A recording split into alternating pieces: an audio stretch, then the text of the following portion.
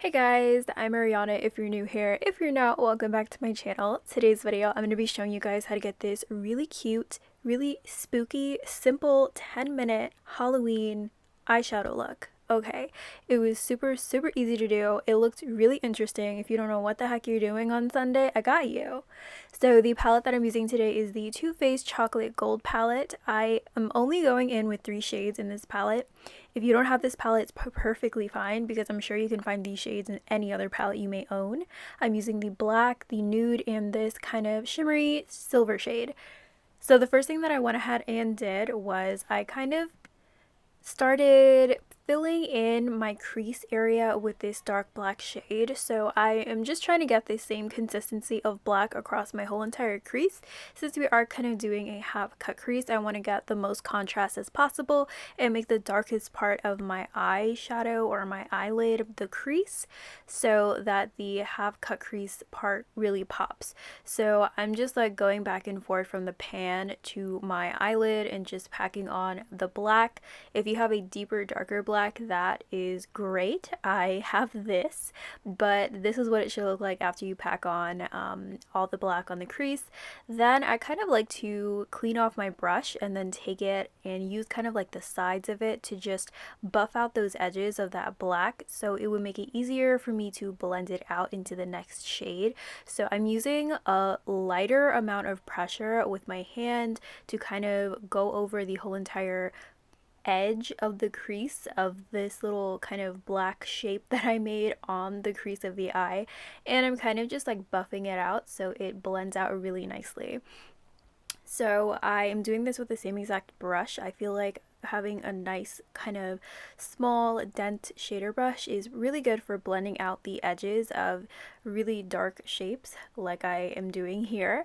Then I went ahead and did the same thing on the other side. So like I said, I'm just packing on the black all over the crease, and I also kind of brought it down toward the lash line only in the outer area because we are doing a half cut crease, so the outer V corner of our eyes is going to be really dark. So I made sure I put the black there, and this is the difference between the blended out and non-blended out crease area. So like I said, I'm doing the same thing on the next eye. I'm just buffing around the edges, and I'm kind of trying to make sure that I'm not really touching the crease, like the actual crease part where the deepest darkest shade needs to be, because if I do kind of blend that out, it will get lighter. So I'm kind of trying to stay as much toward the edge of this pigment as possible. I hope that makes sense.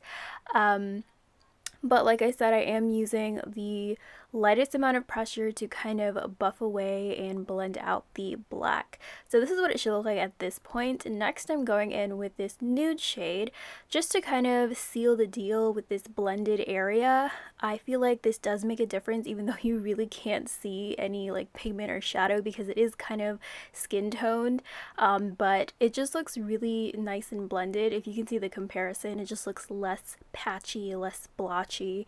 So I just added that in as a like nice refining blended moment just to give it like a nice filter of shadow and just to make the blended out black just look a little bit more seamless. So after I did that, I went in with this NYX Can't Stop Won't Stop concealer. This is the lightest, whitest concealer that I have. I recommend using a really light concealer for your cut crease. I have this concealer because I bought this online, and I did a terrible job shade matching with the photos that they gave me, so I designated this concealer to using it for eyeshadow. So if you have a concealer like that, then use it for this eye makeup look. So basically what I'm doing is creating a half cut crease, which is basically just an outline of the crease of my eye. I'm kind of following my eye socket and my eyeball, and when you open your eye, you should be able to see the line above it. If you do have hooded eyes, I suggest creating the line a little bit higher than your natural lid when you do open your eye so that you can see the design and the cut crease that we are working so hard to create.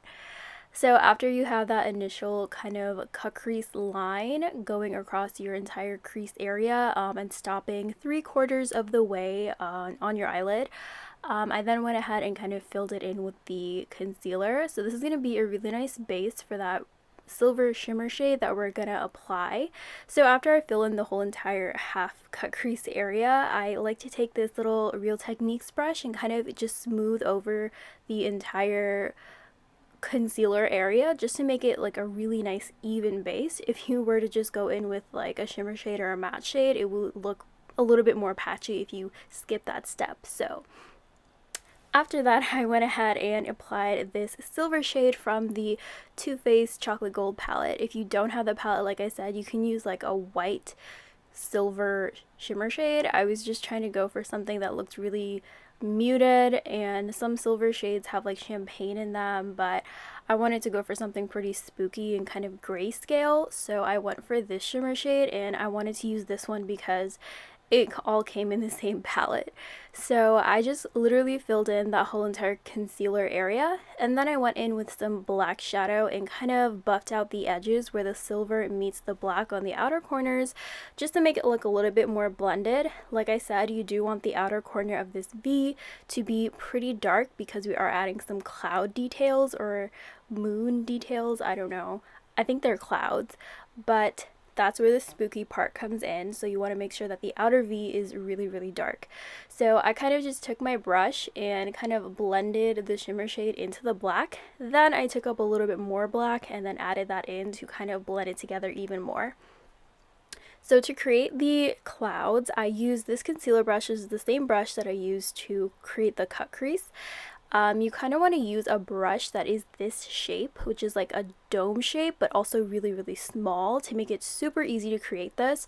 If my brush was just like a little bit smaller or like a little bit more curved, I would have just stamped it on my eyes and called it a day.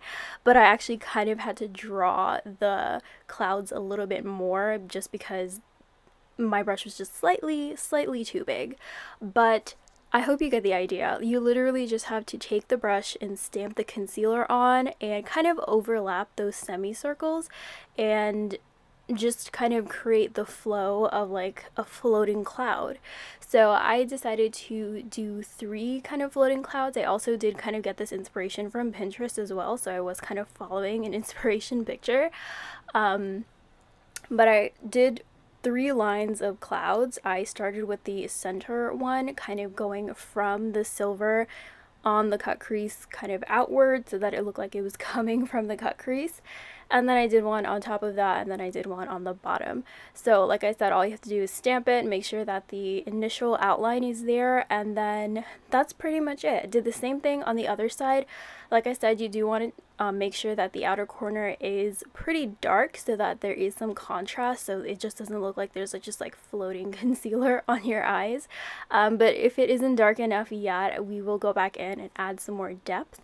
So right now, after I finish outlining my clouds, I did go back in with a really matte white shade, the whitest shade I can get, and I just went in and kind of set that concealer with the same brush.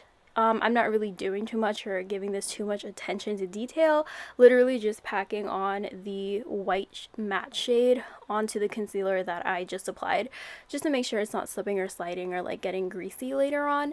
But this is me setting the concealer. Then I went in with this angled brush and I just kind of created some depth with some black eyeshadow.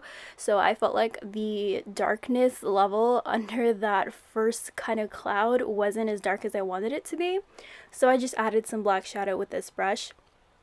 I also kind of added some black shadow and just took it a little bit up toward the top of these little semicircles.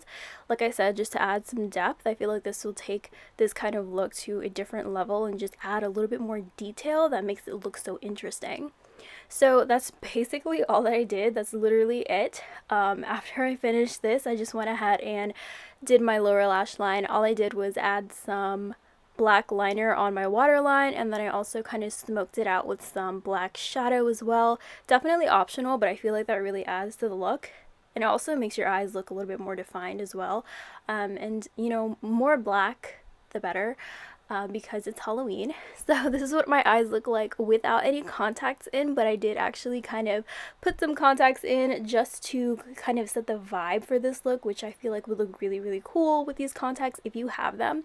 This is what my eyes look like without the contacts, and then I kind of had a little episode putting these on, so I apologize if my lash is falling off or if these shots are kind of stupid because I really can't see a thing in these contacts. So I tried my best. But let me know what you guys think. If you recreate this Halloween, definitely tag me, definitely let me know.